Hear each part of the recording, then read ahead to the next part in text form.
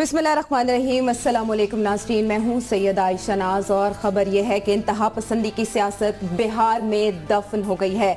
नई दिल्ली के बाद पटना में भी मोदी सरकार बुरी तरह पिटी है और लालू प्रसाद यादव ने मोदी के इस्तीफे का मुतालबा कर दिया। हारून रशीद साहब, अक्लमंद के लिए इशारा कहता है काफ़ी होता है, अगर अकल नहीं इशारा सियासतदानों के लिए काफ़ी नहीं होता। दो तीन बातों पे मैं पहले अर्ज करना चाहता हूँ कुछ इससे पहले। एक तो ये इस प्रोग्राम में हमने ये कहा इसरार करके, उसको मैसेज भी भेजा इमरान खान को कि यौम इकबाल की छुट्टी होनी चाहिए। केपीके में है। जैसे ये प्रोग्राम खत्म हो गया तो उसके कुछ देर के बाद मुझे उसका पैगाम, और गलती से जो मैसेज मैंने उसे भेजा तो दोबारा भेज दिया। अच्छा। तो उसने मुझे मैसेज भेजा कि किबला हमने तो पहले ही आपके का मशवरा मान लिया। उसमें बहुत डिस्टर्ब हैं बाद लोग, वो चीख चिल्ला रहे हैं टेलीविजन पे। बात ये, हम छुट्टियों के हक में नहीं हैं। छुट्टियां कम से कम होनी चाहिए। मतलब ईद की 3 छुट्टियों क्या जरूरत है? 1.5 छुट्टी हो सकती है, बहुत से बहुत 2 हो सकती हैं।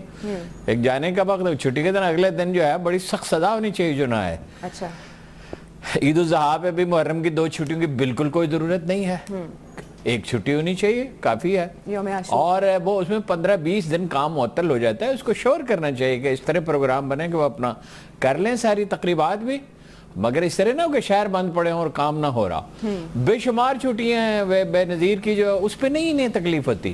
वो सिंध पे छुट्टी होती है, जिस बेनज़ीर का हुआ था, डेथ हुई थी बेचारी की, और भुट्टो की, उस पर नहीं तकलीफ होती। इकबाल पे बड़ी तकलीफ है कि उस पर छुट्टी नहीं होनी चाहिए। तो ये मैं अर्ज करना चाहता हूँ कि बहुत अच्छा फैसला किया उसने, इसलिए कि इकबाल के साथ अगर आप छुट्टियां ओवरऑल कम कर दें, उसमें इकबाल की भी छुट्टी कम कर दें, गौर फिक्र के बाद, तो कोई अर्ज नहीं। कमेटी बना देनी चाहिए इस पर। कमेटी क्या, ये पिछली दफा नवाज शरीफ ने कर दी थी जब 90 में टेक ओवर किया था छुट्टियां। 96 में जब किया था टेक ओवर तो छुट्टियां खत्म कर दी थी, बिगिनिंग ऑफ 97 कम कर दी थी, तो इन्होंने ही तब्दील की थी। अच्छा, तो वो कर सकते हैं, उस पे नहीं एतराज। इकबाल पे क्या तकलीफ है?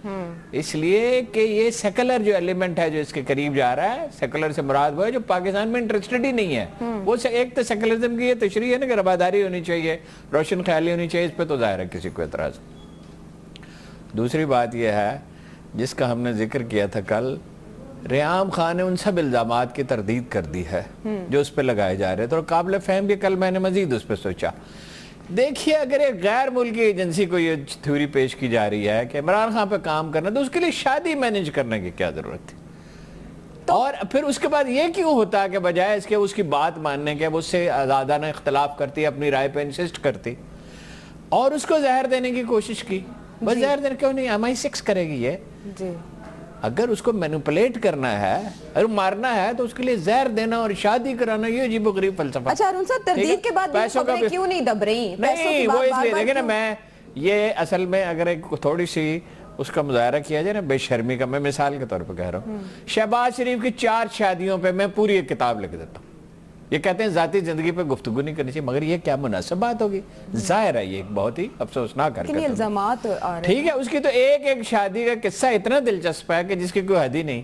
इसकी तो एक शादी हुई, बनी नहीं, आपस में तलाक हो गई, उसकी तो शादी। लेकिन हारून साहब, दूसरी शादी पे कुछ बताना चाह रहे हैं। एक तीसरी बात, हारून साहब, पुख्ता उम्री में चौहान वाला जो किस्सा है ये बड़ा शर्मनाक है।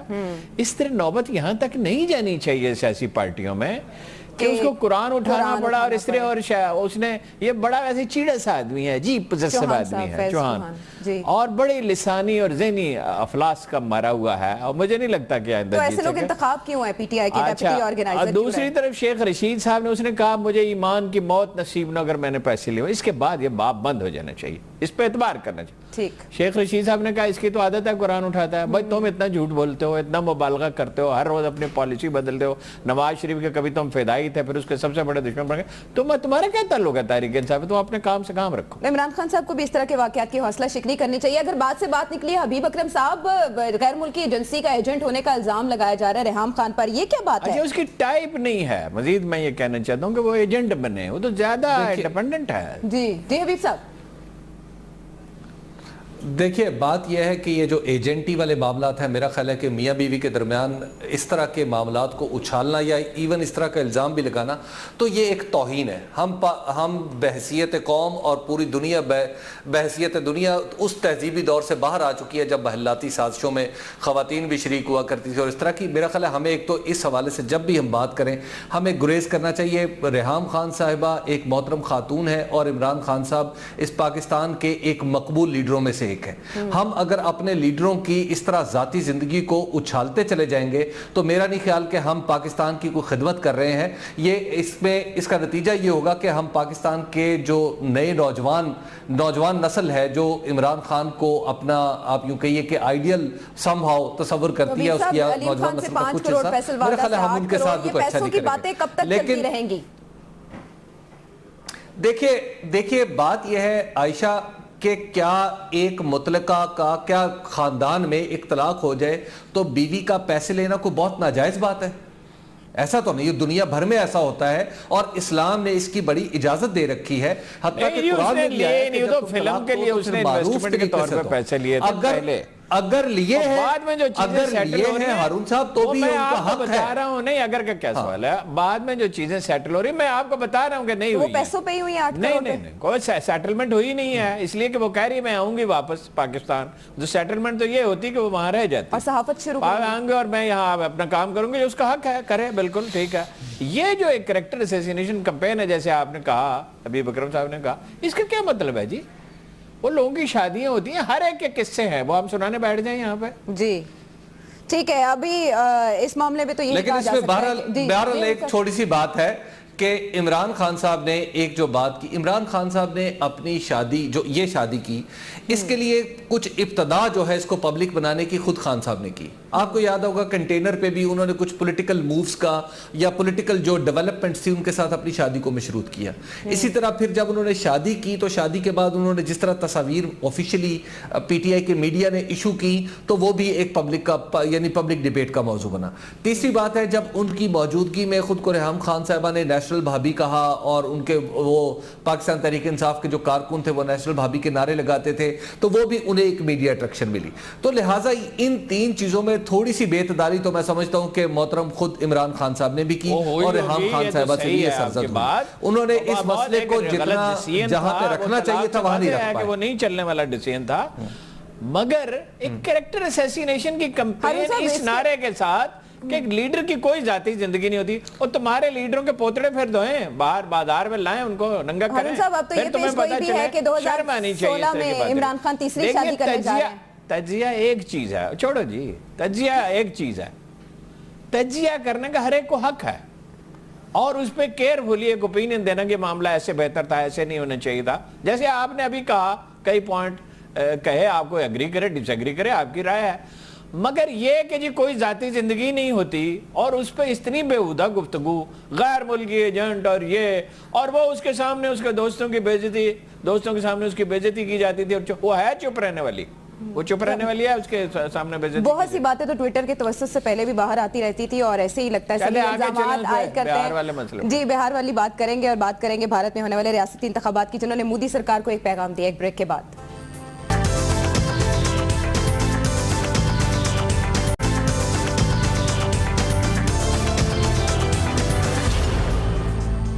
ویلکم بیک ناظرین. اور خبر یہ ہے بہار سے کہ جنتا دل یونائٹڈ کو نیشنل ڈیموکریٹک الائنس پر برتری حاصل ہو چکی ہے اور وہ بھی 2/3 اکثریت سے. اب نتیش کمار ہی وہاں تیسری بار بھی وزیر اعلیٰ ہوں گے. لالو صاحب نے استعفیٰ طلب کر لیا ہے مودی سے، استعفیٰ دے دیں گے؟ نہیں، استعفیٰ تو وہ بالکل نہیں دیں گے. اس طرح کے لوگ کیا استعفیٰ دیا کرتے ہیں. لیکن یہ دیکھیے اس الیکشن سے یہ بات واضح ہوئی کہ کم از کم بہار کی حد تک اور انڈین اخبار نویسوں کا خیال یہ ہے کہ باقی صوبوں میں بھی اس کے اثرات کافی مرتب ہوں گے. اتر پردیش میں ہوں گے، بنگال میں ہوں گے جہاں الیکشن ہونے والے ہیں کچھ عرصے کے بعد. وہاں انہوں نے اس بات کو سمجھنے کی کوشش کی ہے کہ یہ معاشرہ اگر تقسیم ہوتا جائے گا تو بڑی تباہی آئے گی. اس کے بہت سے اور پہلو بھی ہیں کہ وہ تو مثلاً یہ نتیش کمار، میری ان سے ایک بہت طویل ملاقات ایک دفعہ ہوئی نتیش کمار سے، پاکستان آئے تھے. لیکن نتیش کمار کی بہت کامیابیاں ہیں. انہوں نے 5 سال میں 6 سال میں 2006 میں غالباً وہ آئے اور جب میں ان سے ملا کچھ 6-7 سال گزر چکے تھے, 4 گنا اس کی اکانومی بڑھا دی تھی. یعنی اس کا بجٹ جو ہے وہ 7,000 کروڑ سے 28,000 کروڑ کو پہنچا دیا تھا. ایگریکلچر میں اس کی جو تھی پیداوار وہ سارے انڈیا سے تناسب اس کا بڑھ گیا تھا, اور غربت کی جو ہے 50% سے کم ہو کے 30% پر رہ گئی تھی. اس طرح بھی باقی چیزوں میں انہوں نے کیا یہ تھا کہ انہوں نے عدلیہ اور پولیس کے درمیان اور ایڈمنسٹریشن کے درمیان ایک مثالی تعاون قائم کیا. بڑی محنت کے ساتھ 3 دن مسلسل ججوں کے ساتھ انہوں نے مذاکرات کیے اور مقدمات تیزی سے نمٹانے کا فیصلہ کیا. کرپشن پہ انہوں نے سزائیں دی ہر وہ سول سرونٹ اور پولیٹیشین جو اس میں تھا, اور امن ایسا انہوں نے قائم کر دیا کہ جہاں لوگ اپنی ٹوٹی ہوئی ماروتی گاڑی لے کے جاتے تھے, غالباً یہی نام ہے جو ہماری سوزوکی کی طرح ہے, تو اس کو بھی ایک آدھ ڈنٹ لگا دیتے تھے تاکہ چوری نہ ہو جائے. تو وہاں مرسیڈیز پہ لوگ جانے لگے. انہوں نے کہا کہ پٹنہ کے اندرا گاندھی پارک میں لوگ اپنی مرسیڈیز پہ جاتے ہیں واک کرنے کے لیے, کوئی مسئلہ نہیں ہے. اچھا, یہ کاسٹ سسٹم کو مینوپولیٹ کرنے میں نتیش کمار بھی بڑے ایکسپرٹ ہیں, اور لالو پرساد تو ہیں, اور وہ ایک خاص طرح کا مزاحیہ کردار ہے ان کی ایک اپیل. جی بہت دلچسپ. لیکن اگر کسی کا یہ خیال ہے کہ انڈیا میں یہ عمل رک جائے گا تو میرے خیال میں یہ صحیح نہیں ہے. یہ 30% جو ووٹر تھے, ووٹ صرف مودی صاحب کو 30% ملے تھے. انہیں کوئی, وہ تو پارلیمانی سسٹم کی وجہ سے باقی لوگ چونکہ بٹے ہوئے تھے, اب لوگ متحد ہو رہے ہیں, یہ بھی ایک فیکٹر ہے. کئی پارٹیوں نے متحد ہو کے الیکشن لڑا, الگ الگ لڑتے تو پھر وہ جیت سکتے تھے, اس سے زیادہ سیٹیں باہر لے جاتے. اگر کسی کا یہ خیال ہے نا کہ بعد آ جائیں گے, یہ جو 1/3 پاپولیشن جو اسے آر ایس ایس سے اور بی جے پی سے متاثر ہے, تو بعض یہ نہیں آئیں گے. کیا کریں گے؟ حالانکہ انڈیا کے یہی کام جاری رکھیں گے, وہ مزید انتہا پسندی کی طرف جائیں گے. بالکل انتہا پسندی. یہ آتے نہیں جایا کرتے ہیں, یہ انسان تجزیے پہ نہیں زندہ رہتا, اپنی افتادہ تباہ پر زندہ رہتا ہے. یہ انڈین لیڈرشپ نے پچھلے صرف 10-20 سال میں نہیں, پچھلے 150-200 سال میں نفرت انہیں سکھائی ہے. یہ جڑوں اندر گہری داخل ہو چکی ہے. کانگریس کے لیڈر بھی یہی کرتے تھے. کشمیر پہ ان کا جو موقف تھا اس کی بنیاد یہی تھی. اینٹی انڈیا کانگریس کی لیڈرشپ بھی, باقی اینٹی مسلم ہے. گزارش یہ ہے کہ یہ عمل اب رکنے والا نہیں ہے. البتہ یہ کچھ لوگوں میں یہ شعور ہے, مطلب آرٹسٹوں میں ہے, انہوں نے ادیبوں میں ہے, شاعروں میں ہے, انہوں نے اپنے وہ سمجھتے ہیں کہ ہم ٹالرنس کے ساتھ رہ سکتے ہیں. مگر یہ مودی کے لوگ بعد آ جائیں گے, اس کا سوال ہی نہیں پیدا ہوتا. ابھی تھوڑے دن ٹھہریں, اس کے ریپرکشن. اچھا حبیب صاحب, امیت شاہ جو بی جے پی کے صدر ہیں, ان کا یہ کہنا ہے کہ لالو کے جیتنے پر پاکستان میں پٹاخے چلیں گے. کیسے؟ دیکھیں, سب سے پہلے تو یہ ہے کہ ہمیں اس الیکشن کیمپین کا جائزہ لینا ہوگا جو نریندر مودی نے وہاں پر چلائی بہار میں. بہار میں آج تک یعنی کسی بھی وزیر اعظم نے ایک الیکشن میں 30 ریلیوں سے خطاب نہیں کیا تھا. ان کی ریلی پاکستان کی ریلیوں جیسی نہیں ہے. ان کی ریلی بہت بڑے بڑے جلسے ہیں جس میں لاکھوں لوگ باقاعدہ طور پہ شریک ہوتے ہیں اور انہیں لایا جاتا ہے. اور اس کے باوجود وہ ہار گئے. 30 اجتماعات سے انہوں نے وہاں پر, اور اس کے باوجود وہ ہار گئے. دوسرا انہوں نے یہ کیا کہ وہاں پر جو الیکشن کیمپین چلائی گئی اس میں جو بیف کا, وہاں پہ جو کاؤ میٹ کا معاملہ چل رہا ہے, اس میں ایک کلیئر پوزیشن لی. حتیٰ کہ بہار کے بعض اخبارات میں ایک اشتہار چلایا جس میں ایک مسلمان جسے مار دیا گیا تھا اسی بیف رکھنے کے شک میں, تو اس کی لنچنگ کی بھی انہوں نے اس کا ڈیفنس لیا. تو گویا انہوں نے ایک ہندتوا اور ہندو بنیاد پرستی کی ایک کیمپین چلائی. تو اس کی بنیاد پر افسوس سے کہنا پڑتا ہے کہ آج بھی بہار میں ووٹ لینے والی سنگل سب سے بڑی پارٹی خود بی جے پی ہے. یعنی بی جے پی نے 25% ووٹ لیے ہیں مجموعی طور پر, لیکن اس کے ساتھ جو سیکنڈ بیسٹ ہے وہ اس کا 20% ہے, جو لالو پرساد یادو کی جو بات ہے. آپ ایگری کرتے ہیں نا میری اس بات سے کہ وہ بات نہیں آئیں گے. اچھا, ابھی وہ اینٹی مسلم اینٹی پاکستان کارڈ یوز کریں گے انتخابات میں. اینڈ دیکھیے, بالکل مجھے یہ لگ رہا ہے کہ وہ اینٹی مسلم اور اینٹی پاکستان کارڈ یوز کریں گے. وہ کارڈ اگرچہ بہار میں نہیں چلا, اور اگر بہار میں نہیں چلا تو جیوگرافیکل پروکسیمیٹی دیکھتے ہوئے ویسٹ بنگال میں تو اس کا چلنے کا کوئی امکان نظر نہیں آتا, کیونکہ ویسٹ بنگال میں خود مسلمانوں کی ایک بڑی تعداد موجود ہے, اور ویسٹ بنگال میں اگلے مئی تک یعنی وہاں پہ الیکشن بھی ہونے, یعنی اگلے 6 مہینے کے اندر. تو لہٰذا وہاں پر تو ویسٹ بنگال کی تو ڈائنامکس بالکل الگ ہے. لیکن جب اگر یہ کیرلا اور تامل ناڈو میں اگر اس طرح کا کارڈ چلتا ہے تو پھر امکانات ہے. لیکن وہاں پر بھی اینٹی پاکستان کارڈ نہیں چلے گا. اگر مسلمانوں کے خلاف کچھ کیرلا میں بھی اٹھانا مشکل ہے آواز, تو اب ان کے ہاتھ سے جو آئندہ ریاستیں آ رہی ہے تو یہ کارڈ نکلتا چلا جائے گا. تو وہ جو ہارون صاحب بات کر رہے ہیں نا کہ انہوں نے جو بیج بوئے ہیں, یس, اب وہ بیج کم از کم 25% کی حد تک تو وہ مؤثر ہے، لیکن یہ شکست کا جو پولیٹیکل آپ یوں کہ یہ میسج ہے وہ اتنا شدید ہے کہ ان کے خود بی جے پی کی اتحادی، جسے آپ جو شیو سینا ہے مہاراشٹر میں، جنہوں نے ابھی ریسنٹلی خورشید محمود کسیری صاحب کی کتاب کی تقریب پذیرائی پر حملہ بھی کر دیا تھا اور سندھتا کلکرنی صاحب کے منہ پہ سیاہی بھی پھینک دی تھی، اس جماعت کے جو سربراہ ہیں انہوں نے کہا ہے کہ جناب یہ اب اس کی ذمہ داری مودی قبول کرے۔ اب مودی کیا ذمہ داری قبول کریں گے یا نہ کریں، یہ ذمہ داری تو انہی کے اوپر آئے گی، لیکن اب کوشچن یہ ہے کہ کیا آئندہ وہ مہم چلائیں گے؟ جی ٹھیک، دیکھیں بہار میں شکست، دیکھیں ان کا بہار میں شکست کھا جانا ایکسپیکٹڈ تھا، ان کا شکست کھا جانا ایکسپیکٹڈ تھا، کیونکہ وہاں پہ جو پولیٹیکل الائنمنٹ تھی اس میں تبدیلی آئی تھی کہ وہ 2/3 میجورٹی ہے۔ مودی کی مقبولیت میں بھی کمی ہوئی ہے ہارون صاحب، اگر مختصر بتائیں کہ وہ اتنے لے جائیں، اور انہی وجہ سے انہی پالیسیز کی وجہ سے ریجیکٹڈ۔ یہ وہ کیا مشہور انڈین جرنلسٹ نام نہیں یاد ہے، انہوں نے کہا کہ جو ان کی ناک کے نیچے جو واقعہ ہوا تھا نا وہ تکلیف دیتا، کیجریوال جیت گئے تھے، لیکن یہ تو انڈین سیاست کے لہو میں زہر شامل ہو جانے کے مترادف ہے یہ، ٹھیک، تو یہ اپنا جو ہے بہت بڑا واقعہ ہے اسے آخری امپلیکیشن کے لحاظ سے، لیکن میں پھر کہتا ہوں بعد آنے والے یہ نہیں ہے، چلے باز آنے والے نہیں ہیں، لیکن آج جو ہو گیا، آج کی خبر تھی کہ بین الاقوامی ذرائع ابلاغ بھی اسے تاریخی فتح قرار دے رہے ہیں اور نیشنل ڈیموکریٹک الائنس کی یہ تاریخی شکست ہے، مودی کے لیے ایک بہت بڑا پیغام۔ آج کی بات ہوگی، کل کیا ہونے جا رہا ہے اس بارے میں ہم بات کریں گے بریک کے بعد۔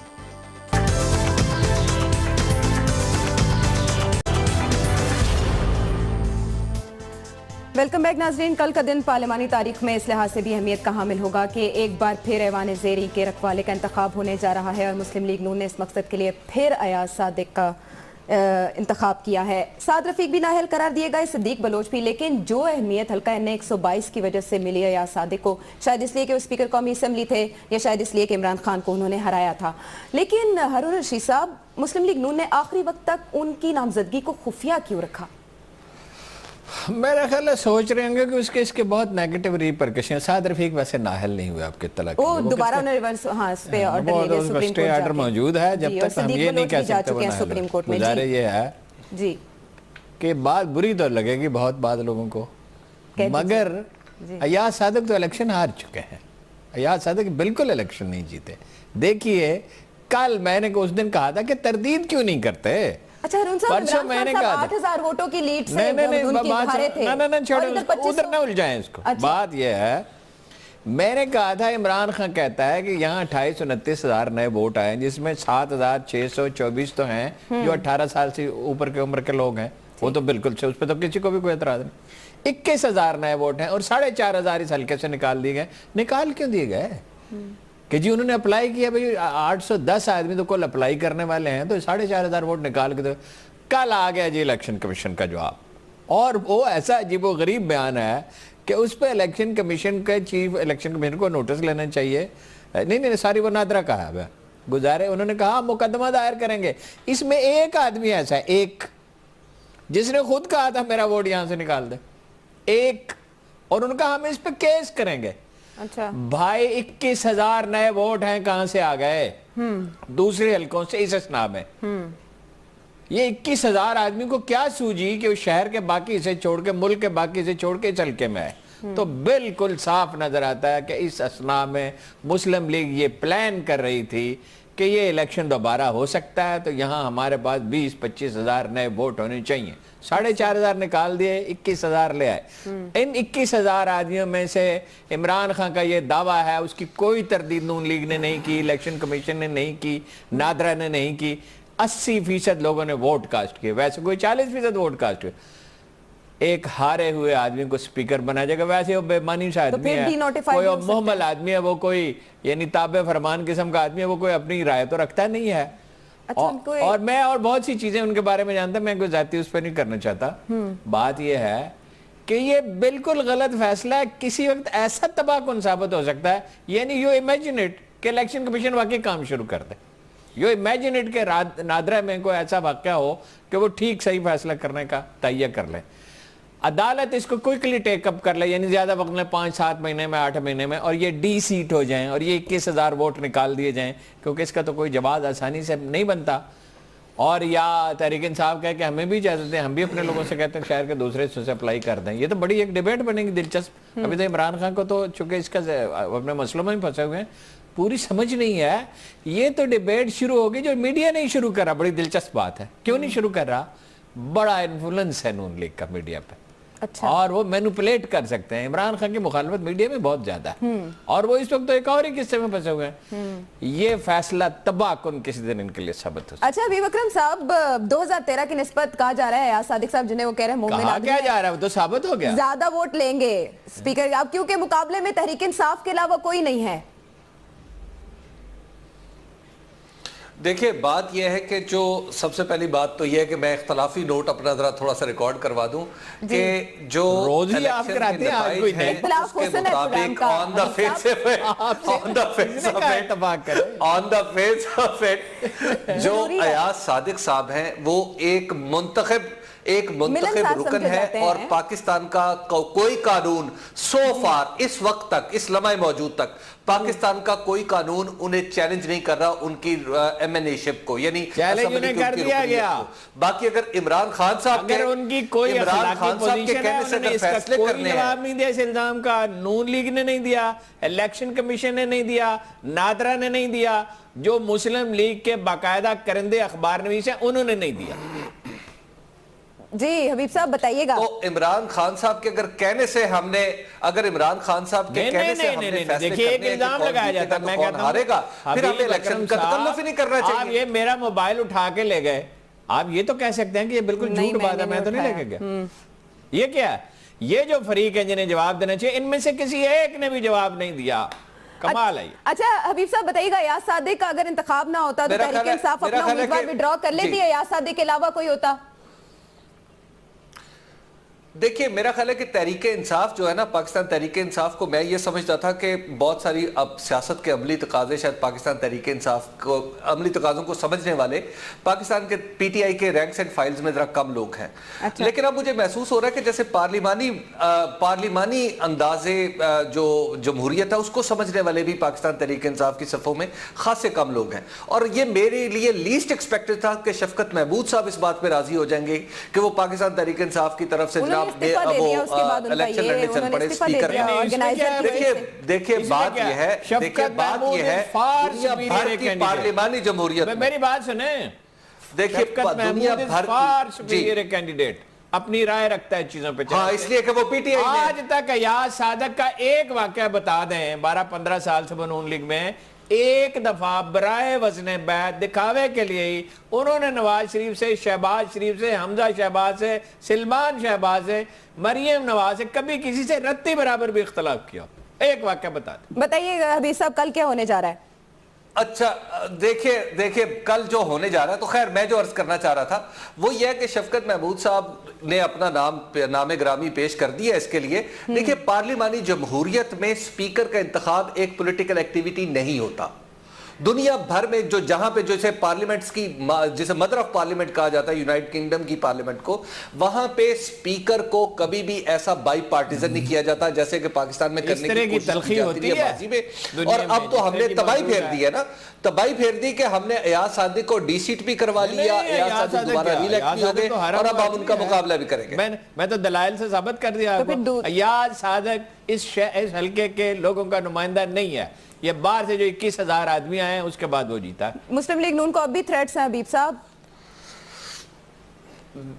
دیکھیں جی مسلم لیگ نون کو تھریٹ ہوں یا نہ ہوں, میں تو آپ سے بات کر رہا ہوں کہ پارلیمانی طرز سیاست کی. آپ دیکھیں آپ یونائٹڈ کنگڈم میں وہاں پہ اس وقت جب ہو تو وہ ایک ایسے آدمی کو جو ذاتی طور پہ بھی کنٹروورشل ہے اور جو ہمیشہ اپنی فضیلت کی کہانی آ کے سناتا ہے, میں نے 3 دفعہ عمران خان کو ہرا دیا, تم نے کیا ہرا دیا, انڈیپینڈنٹ ہو کے کھڑے ہو, تو میں کون پوچھتا ہے یار. قانون صاحب تحریک انصاف کاف لیگ کا ووٹ کیوں نہیں لے سکی؟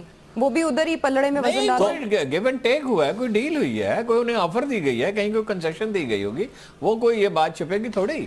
دیکھیں نا ایم کے ایم کے بڑے اختلافات, اور ایک دن وہ سڈنلی, اور جناب وہ چیف منسٹر وہ بھی چیخ رہا ہے سندھ کا کہ جی ہمیں تو ایک دہلا نہیں دیا, اور یہ, اور ہم اکیلے جنگ لڑ رہے ہیں بڑی مصیبت میں, اور حمایت بھی کر رہے ہیں. ये गिव एंड टेक होता है। आप इन सियासतदानों को क्या समझते हैं?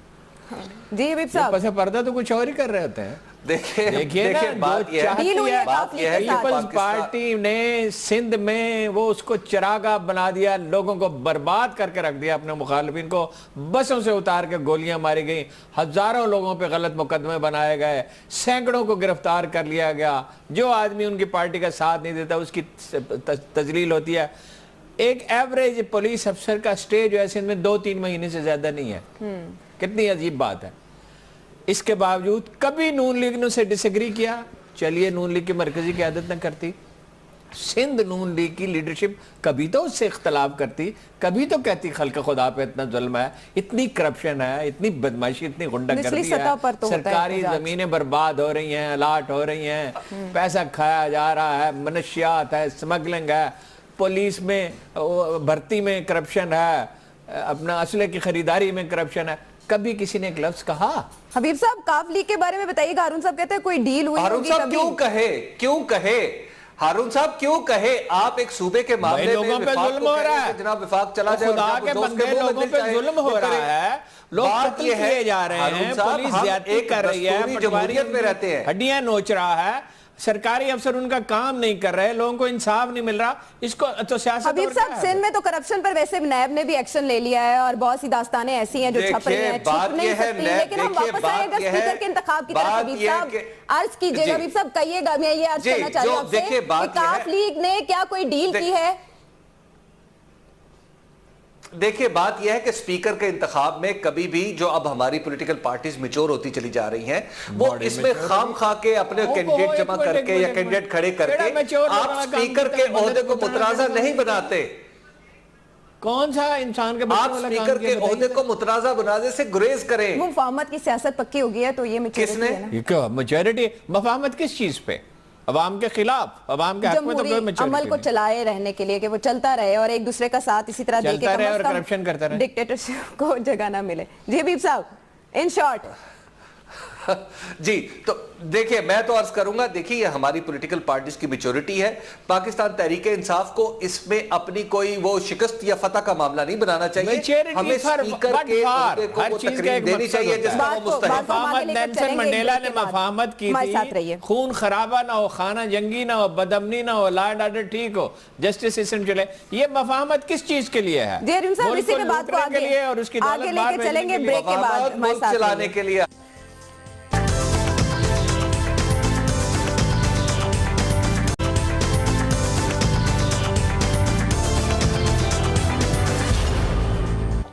वेलकम बैक नाजरीन, आप देख रहे हैं खबर यह है। और ब्रेक पर जाने से पहले सियासत की मैच्योरिटी और इमेच्योरिटी के हवाले से बड़ी दिलचस्प बहस हो रही थी, लेकिन हम इसी बहस को लेकर जाते हैं बल्दियाती इंतखाबात के लिए जो 19 नवंबर को दूसरा मरहला होने जा रहा है और दुनिया का रवां इस वक्त रवां दवां है। हबीब अकरम साहब मुख्तलिफ इलाकों का विजिट कर रहे हैं, वहाँ रंग क्या है इस इंतखाबी मुहिम के, बल्दियाती इंतखाब में लोगों की दिलचस्पी किस हद तक है? हबीब अकरम साहब बताइएगा, लोग कितने इन्वॉल्व हैं और कितने सीरियस हैं वोटिंग के लिए?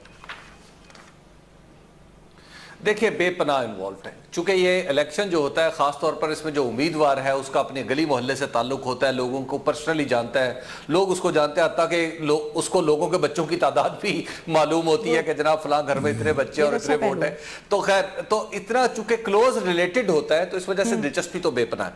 मैं आज आपको अर्ज करना चाहता हूँ दो खास तौर पर जो जिले हैं उनकी सूरत हाल जो पोलिटिकल है। मैं आपको बताऊँ कि जो खानेवाल जिला है, खानेवाल जिले में भी एक बड़ी दिलचस्प सूरत हाल बनी हुई है। वहां पर खानेवाल शहर की अगर बात कर लें तो वहां पर पाकिस्तान तहरीक इंसाफ और पाकिस्तान मुस्लिम लीग नून मौजूद है और पाकिस्तान मुस्लिम लीग नून के जो लोग हैं वो खासे पूरे एतमाद भी नजर आते हैं कि जनाब उन्होंने पहले मरले में उनकी जमात ने बड़ी अच्छी कारकर्दगी का मुजाहरा किया है और पाकिस्तान तहरीक इंसाफ के लोग भी खासे अग्रेसिव नजर आते हैं और पता चलता है कि वो परेशान नहीं है, उन्होंने दिल नहीं छोड़ा, वो इलेक्शन लड़ रहे हैं। यहां पर आपको बताऊं कि कबीरवाला में जो सबसे दिलचस्प सूरत हाल है, कबीरवाला में सैयद फखर इमाम सैयदा आबदा हुसैन के जो खामद मोहतरम है और साबिक स्पीकर भी हैं कौमी असम्बली के, उन्होंने एक ग्रुप बनाया है اور وہ گروپ بڑا دلچسپ ہے. وہ گروپ میں انہوں نے پاکستان پیپلز پارٹی کو بھی شامل کر لیا اور پاکستان تحریک انصاف کو بھی شامل کر لیا. اتفاق سے وہاں پر جتنے بھی پیپلز پارٹی اور تحریک انصاف دونوں کے سرکردہ اراکین ہیں وہ سید ہیں, یعنی تو انہوں نے ایک سادات گروپ بنا دیا. تو وہ سادات گروپ مقابلہ کر رہے ہیں رضا حیات حراج کا, اور رضا حیات حراج جو ہے وہ نون لیگ کو ریپرزینٹ کر رہے ہیں. اور ہاں جو فخر سید فخر امام صاحب ہیں ان کا صاحبزادہ جو ہے عابد حسین, مطلب وہ نون لیگ کو ریپرزینٹ کر رہے ہیں وہاں پہ, حکومت ان کی صحیح. وہ تو بڑے فیورٹ تھے اس کے جنرل مشرف کے. جنرل مشرف جایا کرتے تھے رات کو کبھی کبھی ان کے پاس کھانا کھانے کے لیے.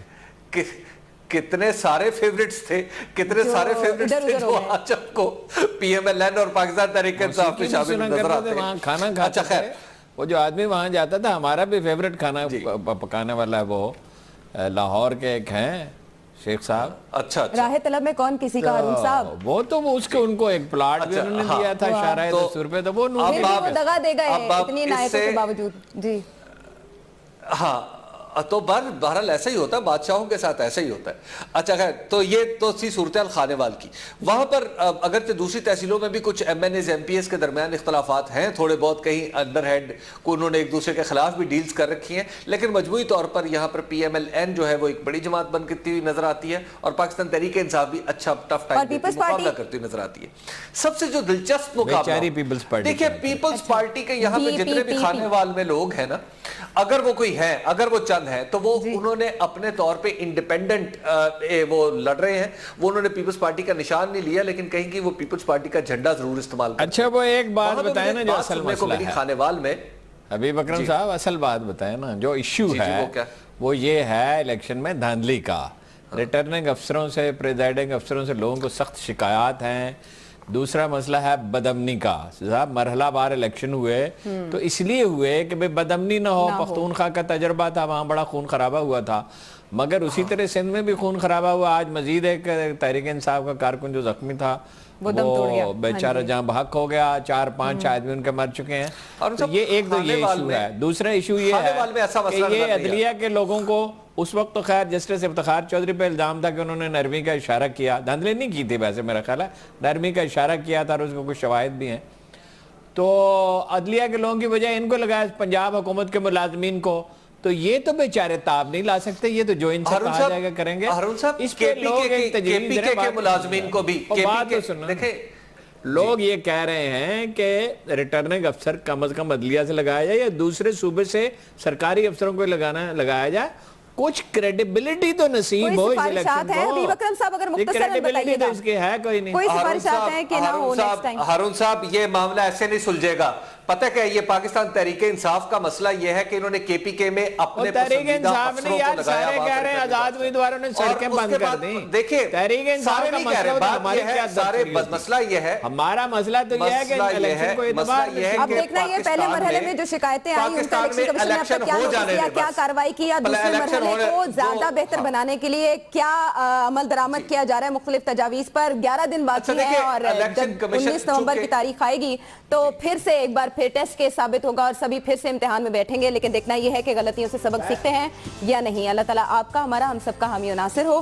اگلے پروگرام تک کے لیے فی امان اللہ.